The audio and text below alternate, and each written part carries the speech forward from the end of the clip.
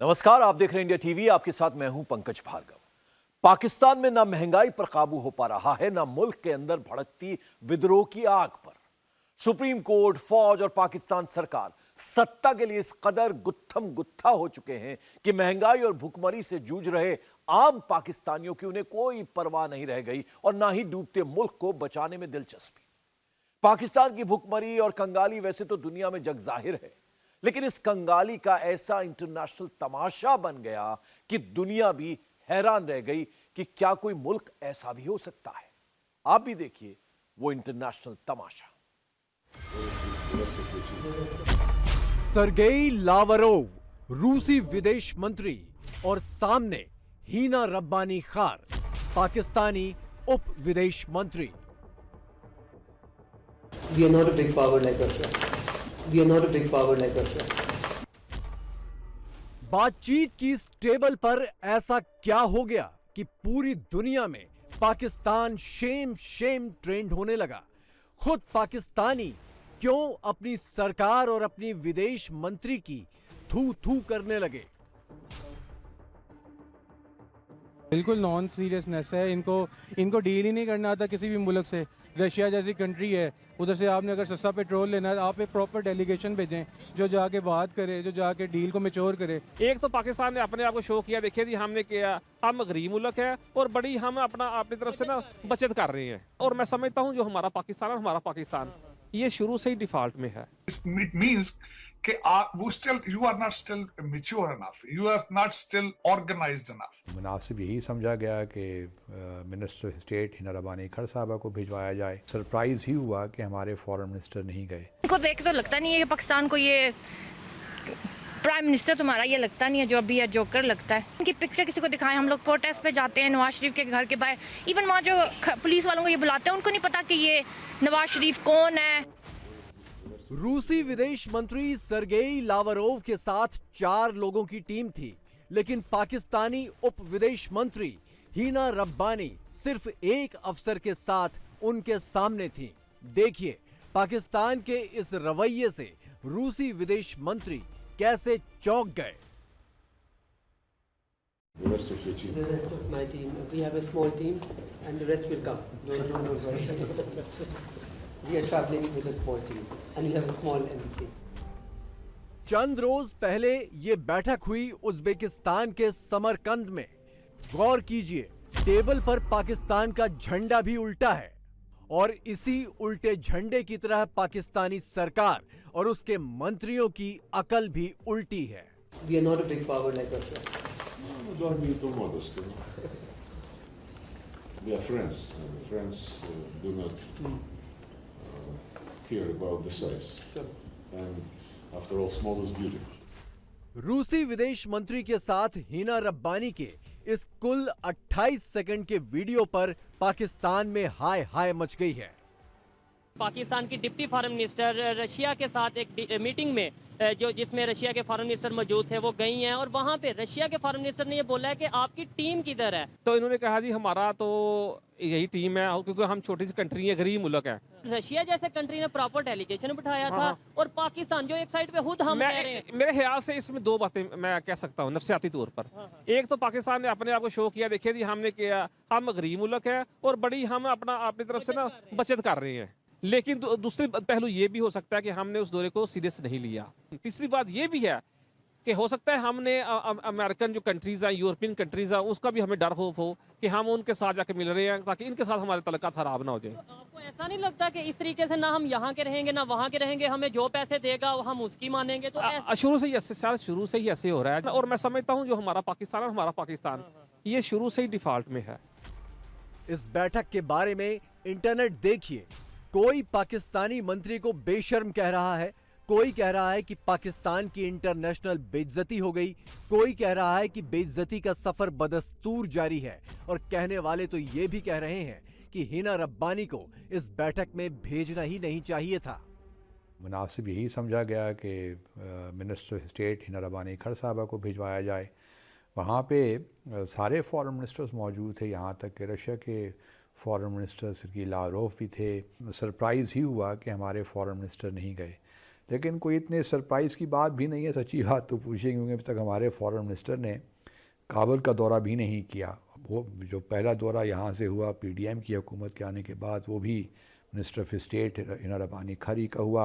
उसी मुल्क के फॉरेन मिनिस्टर ही गायब हो जाए और वो अटेंड ना करे, तो फिर आप समझ सकते हैं कि हमारी तरजीहात क्या हैं, हम क्या चाहते हैं। ये बैठक पाकिस्तान का सीधा सीधा कबूलनामा है कि उसकी हालत भिखारियों जैसी है। पाकिस्तान अपने विदेशी दफ्तरों का खर्च भी नहीं उठा सकता और कूटनीति का प्रोटोकॉल निभाना भी पाकिस्तान के लिए बहुत महंगा है। हालांकि हिना रब्बानी ने पाकिस्तान की हालत का एकदम सटीक बयान किया, लेकिन पाकिस्तान को फिर भी मिर्च लग गई है। बिल्कुल नॉन सीरियसनेस है, इनको डील ही नहीं करना आता किसी भी मुल्क से। अपने फॉरेन अफेयर्स को जो है ये ख़राब करते जा रहे हैं। रशिया जाके इन्होंने जो ये बात की है पेट्रोल की, पहली बात तो ये है कि वज़ीर-ए-आज़म को इनिशिएटिव लेना चाहिए।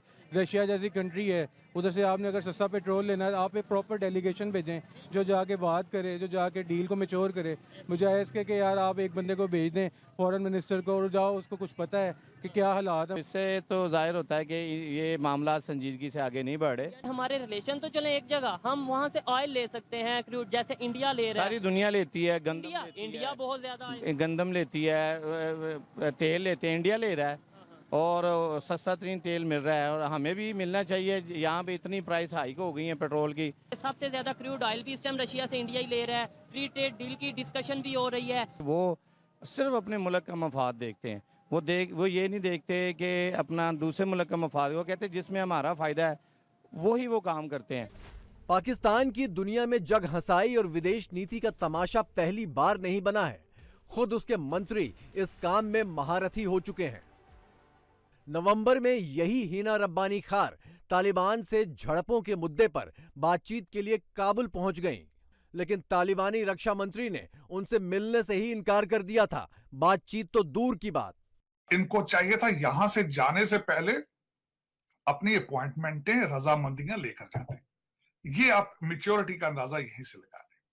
और दूसरा, अफगानिस्तान के अंदर जाना था तो बिलावल भट्टो साहब को भेजते, एक खातून को भेज दिया है जो आपको उनके माइंडसेट का पहले ही पता है कि वहां खवातीन के साथ उनका क्या रवैया है। तो ये इतनी मैच्योरिटी का ख्याल है। आप अपने आप को लिबरल बताने के चक्कर में आपने एक ऐसे कंट्री के अंदर खातून को भेज दिया है जहां पे वो खातून देखकर मुंह दूसरी तरफ कर लेते हैं। उनका पैसा आपने जाया किया। वहां जाके आपको पता चला है कि मौलाना याकूब जो कि मुल्ला उमर के लड़के हैं, उनके बच्चे हैं, तो उन्होंने आपसे मिलने से रिफ्यूज कर दिया। तो ये चीजें, इट मींस कि you are not still mature enough, you are not still organized enough. दरअसल रूस से पाकिस्तान उम्मीद लगाए हुए है कि उसे भी भारत की तरह कच्चा तेल सस्ती दरों पर मिल जाए तो पाकिस्तान में तेल में लगी आग पर थोड़ा काबू मिल जाए। लेकिन आग सिर्फ तेल में नहीं, पूरे पाकिस्तान में लगी है। एक चुनाव के नाम पर पूरा पाकिस्तान सुलग रहा है। पाकिस्तान फिर से टुकड़े टुकड़े होने को तैयार है। मरने मारने की बातें हो रही हैं। सुप्रीम कोर्ट के कदम से मुतल्लिक जो पार्लियामेंटेरियंस हैं वो इसको तौहीने पार्लियामेंट से तशबीह दे रहे हैं। राना सनाउल्लाह साहब ने फरमा दिया है कि जितना मर्जी है जोर लगा लें, इलेक्शन 14 मई को नहीं होंगे। और राना साहब ने फरमा दिया है अगर स्टेट बैंक के अफसरान ने 21 अरब दिए तो उनसे रिकवरी होगी। मैडम शेख, ये उल्टा मामला है।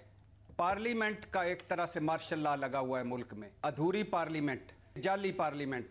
अब आप आगे क्या एक्सपेक्ट कर रही हैं? एक तरफ हम ये देख रहे हैं कि एहतजाज की कॉल दे दी है, दूसरी तरफ पार्लियामेंट ने भी मना कर दिया है। इसके कॉन्सिक्वेंसेस क्या हो सकते हैं? अलीना, मैं प्रिडिक्ट नहीं कर सकती। हम बहुत अनसर्टेन टाइम्स में हैं।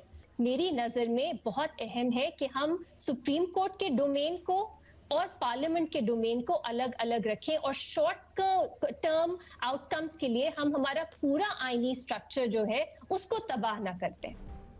पाकिस्तान की सुप्रीम कोर्ट ने 14 मई को विधानसभा चुनाव का आदेश दिया तो सरकार ने सुप्रीम कोर्ट का आदेश मानने से ही इनकार कर दिया। सुप्रीम कोर्ट ने चुनाव खर्च के लिए 21 अरब रुपए देने के लिए कहा तो संसद ने खर्च देने से भी इनकार कर दिया। अब सुप्रीम कोर्ट ने पाकिस्तान के रिजर्व बैंक को चुनाव खर्च देने का आदेश दिया है तो सरकार कह रही है कि पैसे देने वालों से वसूली की जाएगी।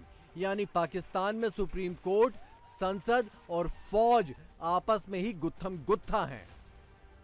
शहबाज शरीफ को कुर्बानी के बकरे के तौर के ऊपर पेश किया जा रहा है नून लीग की तरफ से। 14 मई को पंजाब में इलेक्शन कराने होंगे, अगर नहीं होगा तो फिर ये सड़कों के ऊपर दमादम मस्कलंदर होगा। सूबाई इलेक्शनों के ऊपर बातचीत का वक्त गुजर चुका है और जो आप इस वक्त जुल्म और दहशत के जरिए कभी एक को पकड़ लो, कभी दूसरे को पकड़ लो, कभी तीसरे पे पर्चा करवा दो, इस तरह से मुल्क नहीं चल सकता। 22 करोड़ की आबादी के इस मुल्क को एक मजाक बना के रख दिया है। आज जब श्रीनगर के अंदर G20 कॉन्फ्रेंस हो रही है, जब सऊदी अरेबिया जैसा पाकिस्तान का दोस्त इंडिया में इन्वेस्टमेंट का सोच रहा है, इस वक्त पाकिस्तान की खारजा पॉलिसी नाकाम तरीन, पाकिस्तान की मुआशी पॉलिसी नाकाम तरीन, इनकी सियासी हिकमत अमली नाकाम तरीन, पाकिस्तान को एक इर्रेलेवेंट मुल्क बना दिया गया है दुनिया में। पाकिस्तान में सुप्रीम कोर्ट को खुलेआम ठोकर मारी जा रही है, लेकिन सुप्रीम कोर्ट भी ढिठाई पर उतरकर किसी भी हाल में चुनाव करवाने पर आमादा हो गया है, क्योंकि इन चुनावों से इमरान खान को फायदा होने की संभावना है और पाकिस्तान के चीफ जस्टिस इमरान खान के सबसे बड़े हमदर्द बने हैं। पार्लियामेंट और अदालत उज़्मा, काबीना, ये जो एक मामलात पिछले कई हफ्ते से चल रहा है, दुनिया जो है इसके ऊपर हैरान परेशान है। ये दुनिया में कभी इस तरह की बात नहीं हुई और यही बात है थी कि जनाब आप पैसे जमा करवाएं। तो कहने का मकसद ये है कि ये वो चैलेंजेस हैं, ये वो मुश्किलात हैं जिन हम सब को सामने है। पाकिस्तान में चुनाव होंगे या नहीं किसी को नहीं पता, लेकिन इमरान खान के वोटर विदेशों से भी पाकिस्तान पहुंचना शुरू हो चुके हैं। हम खान साहब को सपोर्ट करने आए हैं क्योंकि वो हमारी जंग लड़ रहे हैं। उनको किसी चीज़ की ज़रूरत नहीं, हमें उनकी ज़रूरत है। That's the reason we came here. और अपना वोट मेन कास्ट के हम अपना वोट कास्ट करने आए हैं। और जब तक इलेक्शन नहीं होते, मैं तो यही हूँ। I just came with one way ticket, no return ticket. Return ticket नहीं करवाई? नहीं। वोट कास्ट करके जाना इंशाल्लाह। किसको वोट कास्ट? इमरान खान को। वो इनको पता है कि दोनों अगर नहीं इलेक्शन कराएंगे भी तो हारेंगे, वरना तो चीफ जस्टिस इनको घर भेजेंगे, तब भी इन्होंने हारना है। दोनों रीज़न में इन्होंने हारना ही हारना है। तो हम तो खान साहब को पहले प्राइम मिनिस्टर मानते हैं, वो ऑलरेडी प्राइम मिनिस्टर हैं। प्राइम मिनिस्टर तुम्हारा ये लगता नहीं है जो अभी जोकर लगता है। इनकी पिक्चर किसी को दिखाएं, हम लोग प्रोटेस्ट पे जाते हैं नवाज शरीफ के घर के बाहर, इवन वहाँ जो पुलिस वालों को ये बुलाते हैं उनको नहीं पता कि ये नवाज शरीफ कौन है, ये हमारा प्राइम मिनिस्टर रह चुका है। लॉट ऑफ ओवरसीज आएंगे और पाकिस्तानी वोट कास्ट करने। इमरान खान को वज़ीर आज़म बनाया हमारे लिए तो पहले ही है। सत्ता के लिए सुप्रीम कोर्ट, सरकार और फौज का ये सर्कस उस मुल्क में हो रहा है जहां भुखमरी का दौर चल रहा है। मुफ्त आटे की कतारों में मचने वाली भगदड़ में लोग बेमौत मारे जा रहे हैं। आपके ख्याल में रजीम चेंज ऑपरेशन का नुकसान किसे हुआ है और कौन फायदे में रहा है? यार देखें, नुकसान तो इसमें बेटा हुआ आवाम का, नुकसान हुआ पाकिस्तान का। सामने की बात है, इसमें कोई फलसफा नहीं। साल पहले ये मुल्क कहाँ खड़ा था, आज कहाँ खड़ा है। तब भी कोई शादियाने नहीं बज रहे थे, फिजा तब भी मातमी ही थी। Let me add that. कोई तोप नहीं चल रही थी, लेकिन इन्होंने तो बेड़ा ही गर्क कर दिया। ऐसा बंदा। तो नुकसान तो हुआ बेसिकली पाकिस्तान का, पाकिस्तान के आम शहरी का। जो वारदाती हैं उनकी तो लॉटरी निकल आई। तो शहबाज साहब ने अपनी उंगली हिला कर कहा होगा कि पहले ही आटे का बड़ा घाटा है। बाकी इससे ज्यादा फख्र की बात हो क्या सकती है किसी हुक्मरान के लिए कि वो आटा बांट रहा है। सुभान अल्लाह, सन 2023 में आटा बट रहा है। अपने मुल्क के ऐसे हालात देखकर आम पाकिस्तानियों में इसी बात पर माथापच्ची चल रही है कि अलग मुल्क बनाकर क्या हासिल हुआ। भारत में होते तो जिंदगी जीने लायक तो होती। इंडिया बेस्ट है, मतलब वहाँ पे चीजें एक तो बड़ी सस्ती हैं, चाइना से ज्यादा तरक्की कर रहा है इंडिया। अगर मुझे वहाँ पे अगर रहने का भी मौका दिया जाए ना, तो मेरे ख्याल से वहाँ पे रह के तो मैं बहुत शॉपिंग कर सकता हूँ। यहाँ से मतलब बेच के वहाँ पे अच्छे वाला घर भी ले सकता हूँ। सारा उनका निज़ाम बेहतरीन चल रहा है, अल्लाह किस्म का, ठीक है ना। और हमारे पाकिस्तान के अंदर देख लें इस तरह के हालात हैं कि पैसे की वैल्यू बिल्कुल जीरो कर दिए इन लोगों ने, पैसा टके का नहीं रह गया। टका बांग्लादेशी करेंसी को कहते हैं और टका जो है वो पाकिस्तानी करेंसी से ऊपर चला गया। तो इंडिया अगर तरक्की कर रहा है तो जलो ना यार, ठीक है, तारीफ करो, अल्लाह ताला उनको तरक्की दे, अल्लाह हमें भी दे, हमें भी कोशिश करनी चाहिए। पाकिस्तान में इस बात की सुगबुगाहट भी बहुत तेज है कि मौजूदा सियासी अफरा तफरी के बीच फौज किसी भी वक्त तख्ता पलट कर सकती है, यानी पाकिस्तान में अब भूख से तड़पने वालों की चीखों पर भी पाबंदी लगने वाली है। इंडिया टीवी हर वक्त हर जगह डाउनलोड करने के लिए सर्च करें India TV news Google play store या ऐप स्टोर पर।